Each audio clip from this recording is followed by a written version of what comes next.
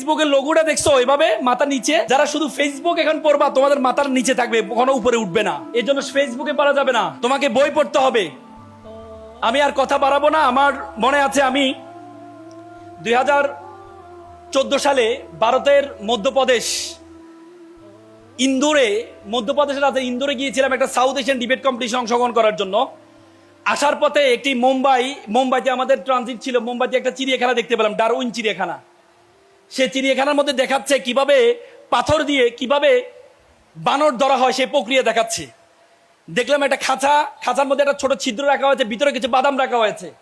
বানর আবার বাদাম খুব পছন্দ করে, কলা খুব পছন্দ করে। সে কলা এবং বাদামটা নেওয়ার জন্য ভিতরে হাতটা দেয়, হাতটা সে বের করতে পারে না।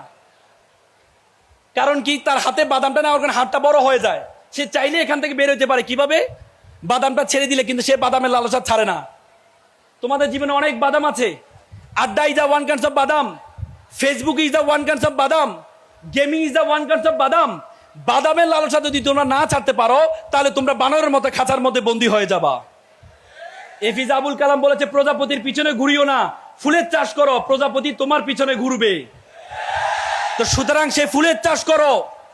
আজকে তুমি আড্ডা না দিলে, ফেসবুক ব্যবহার না করলে, তোমার বন্ধুরা বলবে আনসোশাল, অসামাজিক। বন্ধুদেরকে ছেড়ে দাও। এপিজে আব্দুল কালাম আরেকটি কথা বলেছিলাম, আমি একটি কাঠবিড়ালি পুষেছিলাম, বড় হওয়ার পর চলে গেল। আমি একটি পাখি পুষলাম, বড় হওয়ার পর চলে গেল। পরবর্তী আমি একটা গাছ রোপণ করলাম, দেখি পাখি এবং কাঠবিড়ালি দুটি আবার ফিরে আসছে। তো সুতরাং তোমরা সে ক্যারিয়ারে গাছ রোপণ করো। ক্যারিয়ারে গাছ যদি রোপণ করতে পারো, দেখবা যে সবকিছু তোমার কাছে ফিরে আসবে।